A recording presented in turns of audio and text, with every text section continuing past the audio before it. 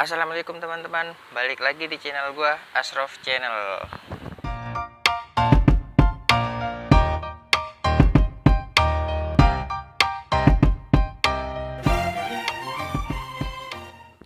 Oke, jadi kali ini gua mau ngejelasin tentang jalur masuk perguruan tinggi.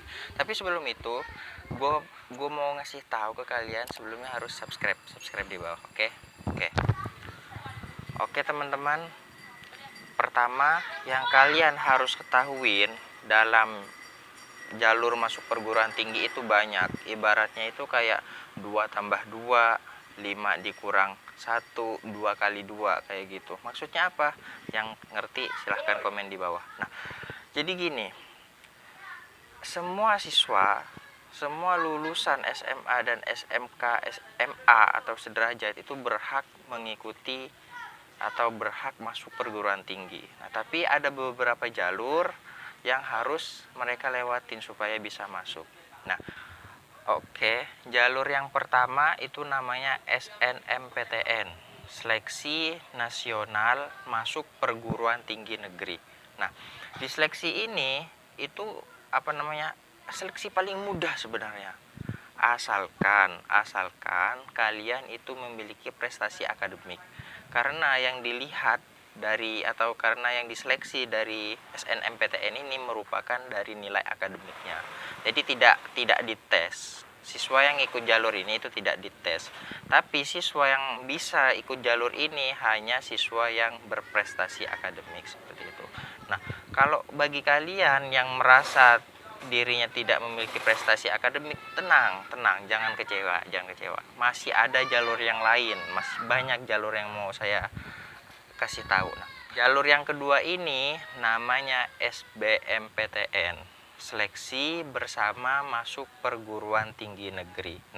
Nah, jadi di jalur ini itu seluruh lulusan siswa baik MA, baik SMA, baik SMK itu bisa mengikuti jalur ini, baik yang berprestasi maupun tidak.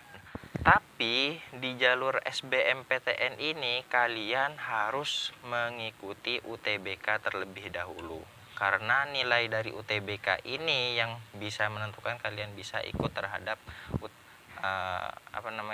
seleksi perguruan tinggi negeri ini. Seperti itu. Nah, bagi kalian juga yang udah gap year 1-2 tahun itu masih bisa ikut seleksi ini. Kalau SNMPTN itu nggak bisa. Seperti itu. Nah, jadi kalau kalian itu di SNMPTN nggak lulus, bisa ikut jalur SBMPTN ini. Nah, seperti itu. Nah, terus jalur yang ketiga ini namanya seleksi mandiri. Nah, seleksi mandiri ini itu dilakukan oleh setiap kampus, setiap perguruan tinggi pasti itu memiliki seleksi mandirinya. Selain lewat jalur SNMPTN, SBMPTN itu ada seleksi mandirinya juga. Seperti kalau kayak UIN Syarif Hidayatullah itu ada namanya SPMB Mandiri. Nah, seleksi seperti ini itu menjadi kesempatan terakhir bagi kalian yang ikut SNMPTN nggak lulus, yang ikut SBMPTN nggak lulus, itu jangan kecewa dulu, karena masih ada jalur mandiri ini, seleksi mandiri. Nah, terus kalau nggak lulus semua, dari SNMPTN nggak lulus, SBMPTN ini nggak lulus, dan seleksi mandiri ini nggak lulus, gimana bang? Ya jadi gini, kalau kalian nggak lulus dari 3 jalur ini, jangan patah semangat. Kalian terus belajar, kalian masih bisa ikut SBMPTN sama seleksi mandiri ini lagi, tapi tahun depan. enggak, ini nggak bercanda, ini beneran. Masih ada 2 jalur lagi yang pengen gue sampein ke kalian semua. Nah, tapi yang 2 jalur ini hanya khusus terhadap perguruan tinggi negeri yang berbasis agama Islam, kayak UIN, kayak IAIN, kayak STAIN. Nah, ini khusus yang 3 ini. Nah, jalur yang pertama itu namanya SPAN PTKIN, SPAN PTKIN, Seleksi Prestasi Akademik Nasional Perguruan Tinggi Keagamaan Islam Negeri. Nah, itu singkatannya. Emang agak panjang singkatannya ini. Nah, di jalur ini itu kalian, tapi jalur ini hanya khusus terhadap perguruan tinggi yang berbasis Islam gitu.